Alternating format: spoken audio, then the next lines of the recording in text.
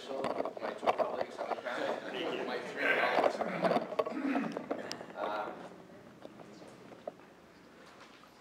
I'm reminded, with respect to impeachment, that the only time I got arrested and convicted was when I refused to leave John Conyers' office until he discharged his constitutional duty to begin impeachment proceedings. Yeah. Now, I had a little interview with Matt Rothschild yesterday, and I found myself saying that the President of the United States is a fraud.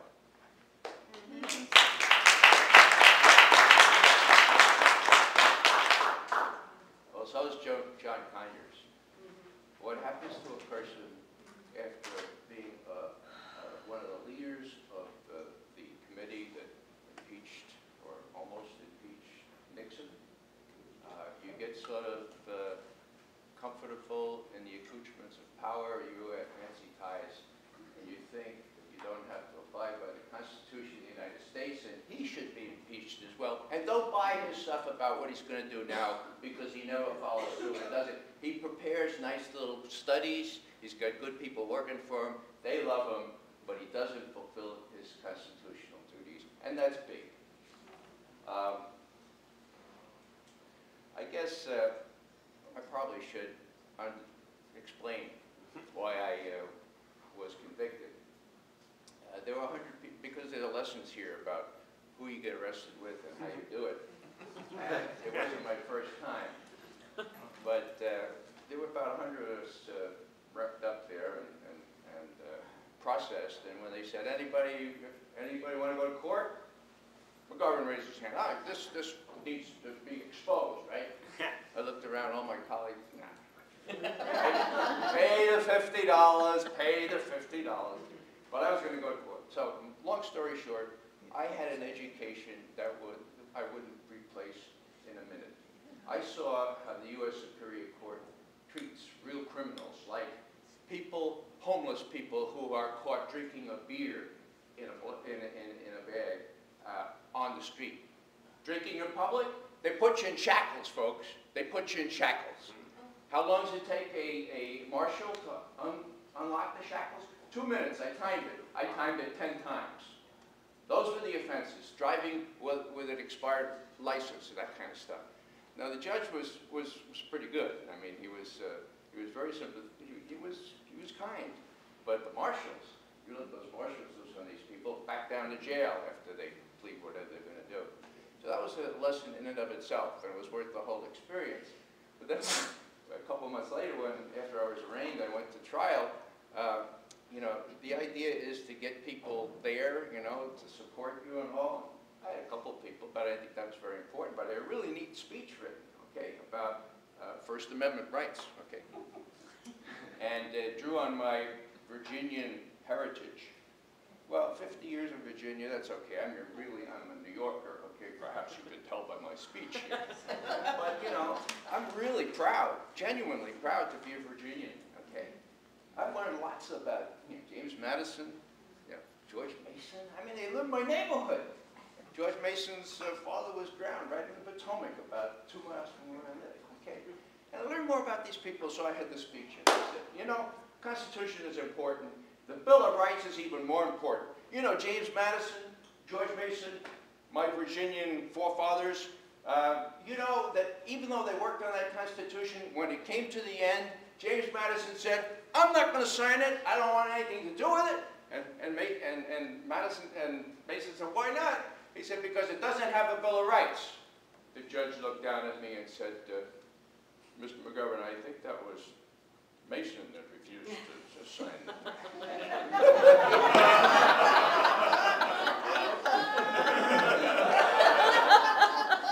So it helps to get your facts right, too. That was the only point at which I was glad there was only one of my supporters. He happened to be an Episcopalian priest who finally found out which room I was in. They knew that, the virtue from, you know, and he had his collar on and everything, and he didn't know about Mason Madison, so it, you know, I escaped. It wasn't on tape or anything. But the lesson is, you don't do things by yourself, okay? I mean, I should have known that because the first time I got arrested, I was the captain workers. I mean, they know how to do this sort of stuff. I learned so much from that arrest. But this time I was going to do it by my own. And you know, if you're going to try to do it by your own, try to figure out how the system works and get your facts straight. That will help too. I was going to talk today mostly about a couple of things. My own experience with the press, and I probably should tell you that, well, let me just tell you a couple of direct experiences. When I had a chance to challenge Rumsfeld in Atlanta 5 years ago, using his own words against him, as I left the auditorium, I got called on my cell. Hello? Hello, Mr. McGovern. Woman's voice. I'm calling for Paula, and she's very impressed by what you said. She wants to interview. Now, I don't watch much television, okay? Who is Paula? Paula's on, right? That's good. So I said, well, who's Paula? She said, well, Paula's on. I said, well, she have a local radio station? I knew who she was, okay? Well, she came on loaded for bear. Why did you follow the Secretary of Defense down to Atlanta to abuse him like that? I didn't follow him down. I was here first. I'm getting an award from the ACLU tonight. He followed me down. but the best was, the next call was, Mr. McGovern, this is Anderson Cooper. That's Anderson. He says, well, I've been watching TV here, and it's quite a remarkable thing. I want you to be on my show, but I have to ask you first, weren't you afraid? And I said to myself, well, you know, it's a easy one. Then I thought, wait a second, Anderson Cooper, doesn't he inherit some like $50 million? Yeah. And isn't he a big deal on CNN? And he's asking me if and so I started, I said, I'm going to be nasty here. I said, well, you know, Anderson, actually it was a big high. You might want to think of trying it sometime. Get your facts in order, ask some real questions. Well,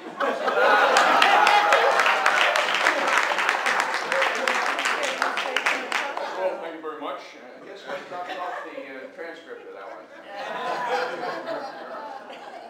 Now, Jon Stewart put together all these reactions I got from what I call the fawning corporate media. It is a riot. Well, he waited a couple of days and then he collected all these things. And, you know, it was pretty clear that I was right, but all these commentators were breaking me over the coals for doing this impolite thing. So one person said to me after that, he said, well, how did you become famous?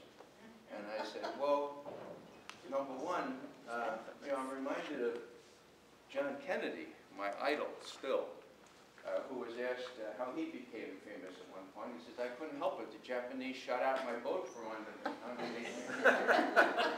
So I was thinking, well, I couldn't help it. I asked Rumsfeld some questions, and he lied, and he had no clothes on.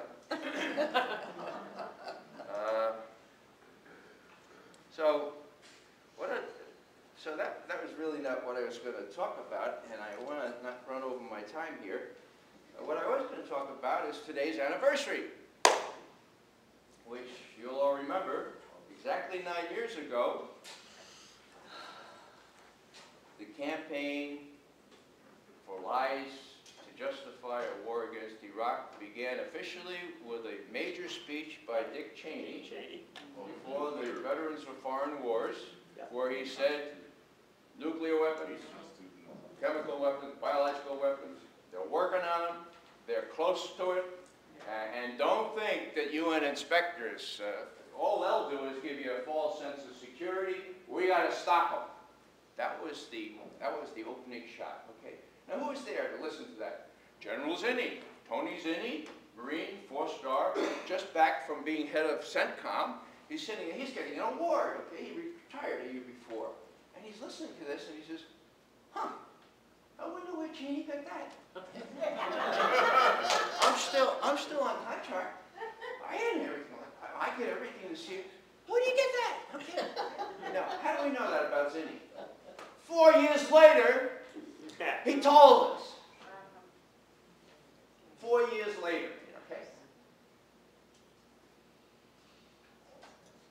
what did George Tenet say? Well, he reports in his book that he went up to Vice President, no, he didn't go to Vice President Cheney. He went around the White House and said, I wonder where did the Cheney get that? And somebody asked George Tenet, well, did you ask the president? He said, no, I didn't think it would be my place to ask the president. George Tenet was the head of the CIA. So that's how bad it is, okay? So that's the anniversary today. You guys probably know the rest of the story, I think. So I'm going to tell you something different. The reason I was disrespectfully making so many notes here is because I'm the beneficiary of a whole bunch of people who look out for me and try to make me informed. That includes analytical points. Some of you know that I've never had an original idea in my life. I always, suck ideas from people that I really admire, some of whom you see right up in front of the dais here. Who knows who James Douglas is? Okay. Did he write a book recently? What's it called? Assassination of John F. Kennedy. John? What happened and why it's important. Right, that's it. Yeah, it's JFK and the Unspeakable. The Unspeakable. And I'm going to tell you a little bit about the Unspeakable. James Douglas runs a Catholic worker house that he and his wife established in Birmingham, Alabama. Up until he started investigating assassinations, he wrote mostly books about Thomas Burke and other spiritual fathers. He has just finished a book on Gandhi, but his next book is on Malcolm X. Okay. Now, how does Malcolm X fit into all this? Well, Lisa is smiling.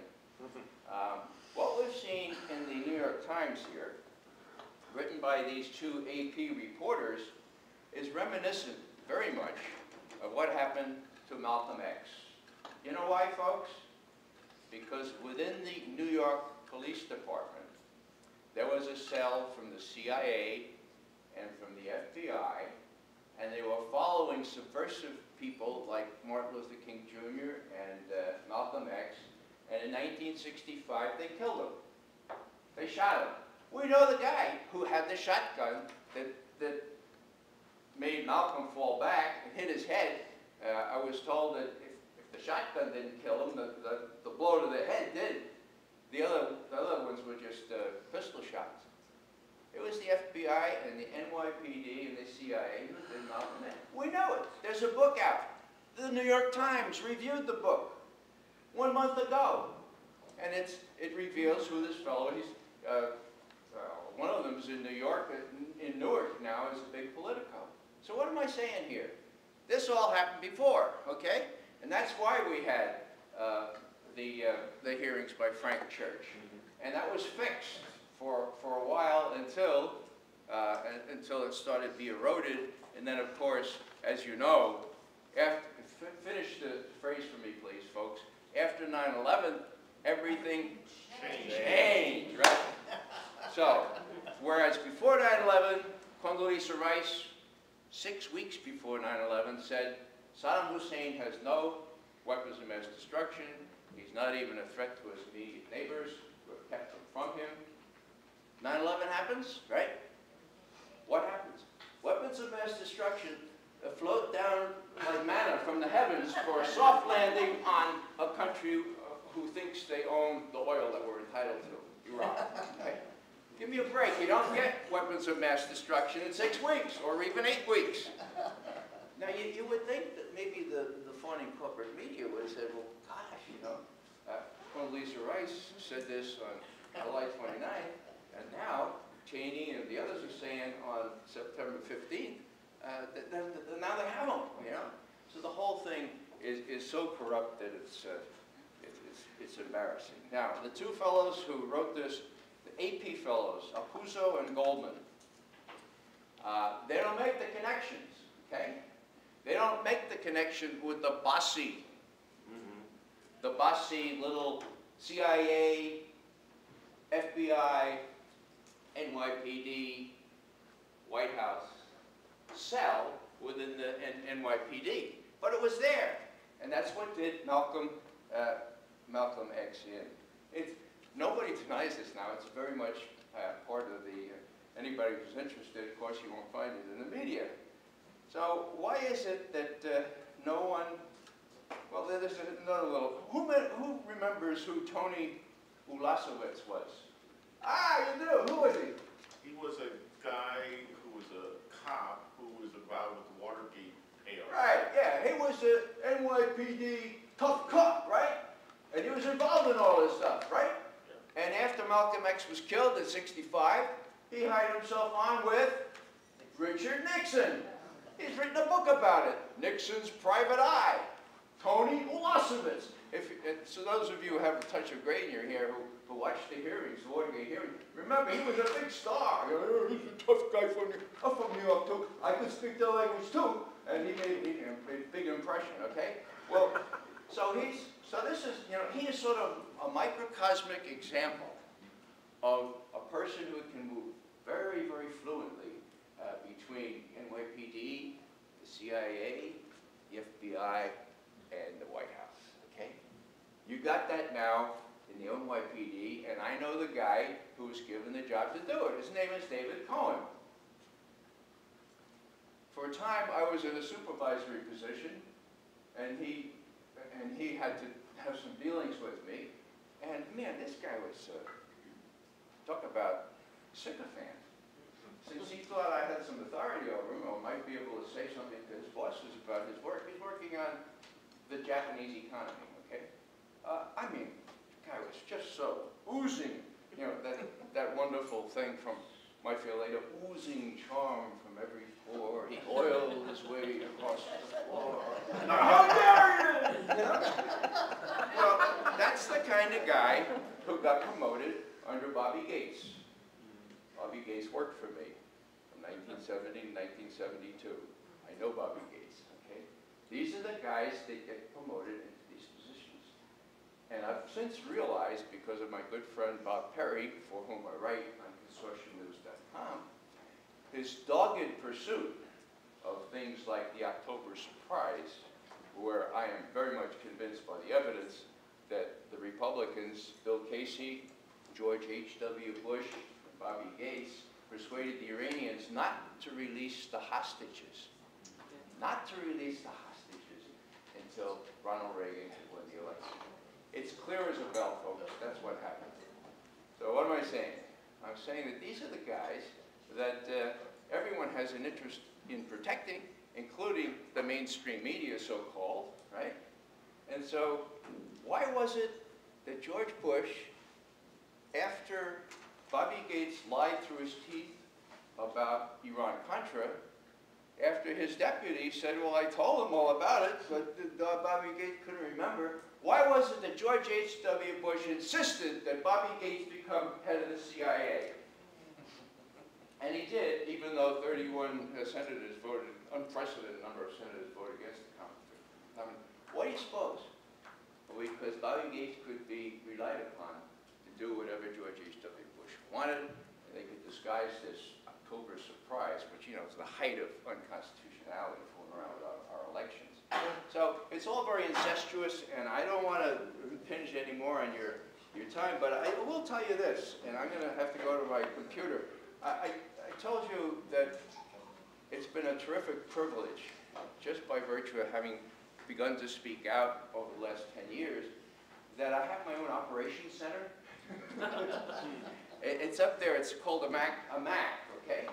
And in the morning, I come down in my pajamas at 6 o'clock, and by 8 o'clock, not only do I have, you know, the good stuff that people like John Nichols puts out, Lisa, I have stuff that people are thoughtful enough to send me because they know I'll be interested.